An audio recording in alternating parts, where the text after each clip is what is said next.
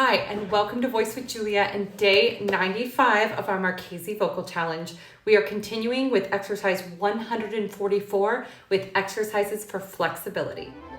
Voice with Julia, change your voice, change your life.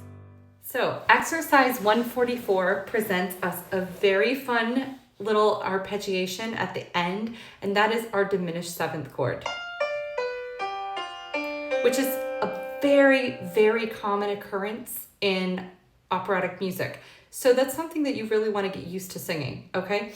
No, but this one is very complex because first we would go up and then down, da da da da da da da, go up to the seventh, da da da da. Now here, listen, da da da da. We're going to that F sharp, right? That leading tone on the dominant. Da da da da da da da da da da da da. So it's putting a lot of elements together in this little exercise. So let's go have some fun. And here is exercise 144.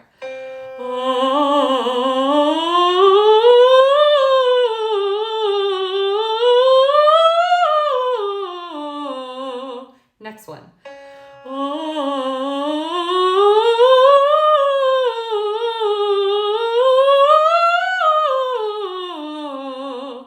Now, I do have a tendency to slow down on those diminished sevenths, so I would try to pick up and keep that speed consistent. Let's try that again.